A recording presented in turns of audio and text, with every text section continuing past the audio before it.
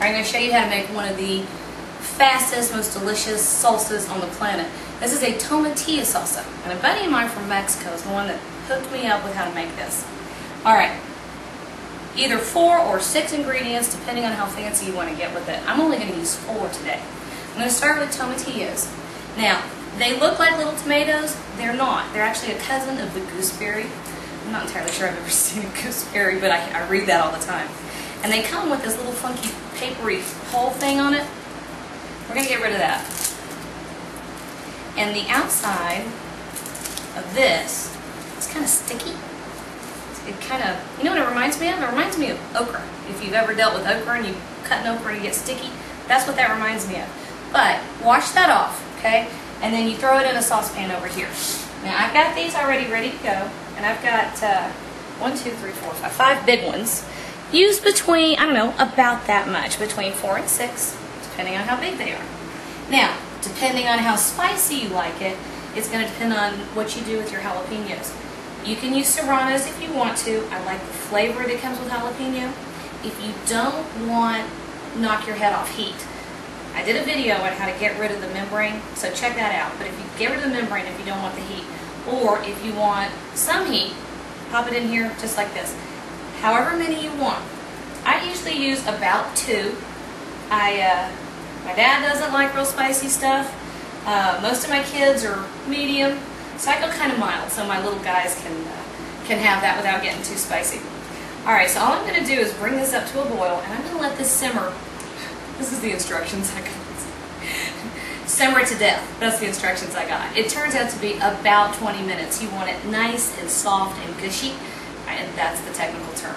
So he's going to simmer for about 20 minutes, and I'll show you the next 2 ingredients we're going to throw in there, and then that's like perfect salsa verde. It's coming up. Alright, so I got my tomatillos that have officially been boiled to death. Not entirely, but look. They're all nice and squishy. See?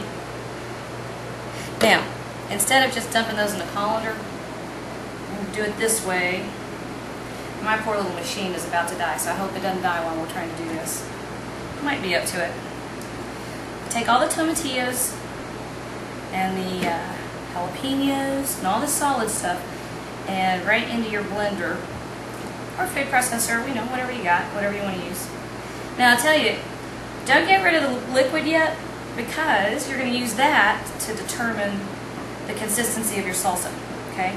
Now I'm getting a good bit of the water in here with these pieces as I'm doing it, so I probably won't use any, but if it gets too thick, or if I want a thinner salsa, use the flavored water. You've already got all the flavor and stuff in there. Don't dilute it. Don't dilute us. Okay, so we're going to set that aside just in case we need it. Now, remember I said either 4 or 6 ingredients? Okay, here's number 3, which is, I had a huge bunch of cilantro. I wrote the original recipe, when I wrote it down, it was half a bunch of cilantro. This is a good bit, maybe closer to 3/4 of the bunch. I got rid of the stems, most of the stems, okay? And this is 2 white onions. These were kind of small. Normally I would just use 1 great big one, but these were kind of puny.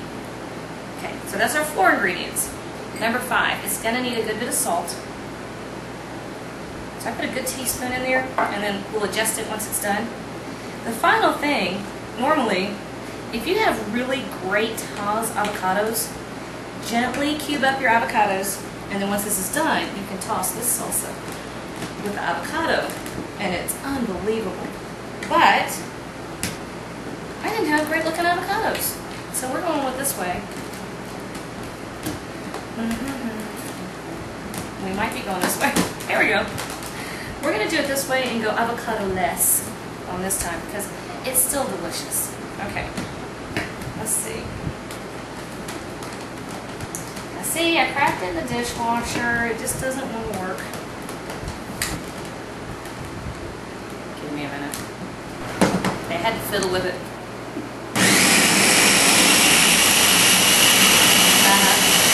This is all to it. Now, depending on, oh, that's about perfect. And I sprang a leak, but I'm going to save the salsa. Hang on. Depending on how chunky you want it, you can keep going until it's real silky smooth, Or if you want a little bit of texture left, about like that. Ooh, it's still hot. Okay, so everybody over here and clean up my mess. Okay, so this Tomatillo Salsa Verde. Now I'm going to let it chill for a while, and it's even better when it gets nice and cold. And this is unbelievable if you put it on a pulled pork taco. I happen to have chili over here, and wow. The tomatillos are so different from a regular tomato or fruit salsa. A little citrus bite, the cilantro and onion. This stuff rocks.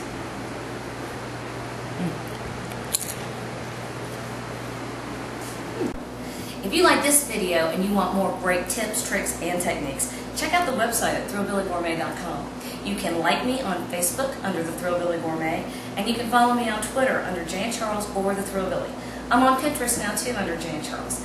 I've also got 2 brand new podcasts, both of which you can find on iTunes. The Thrillbilly Gourmet and the Food City Kitchen on WVLT with Chef Walter Lambert and Jan Charles. Now, make sure you subscribe, and you can ask a question, you can leave a comment, and I will get back to you as soon as I can. Thanks for visiting.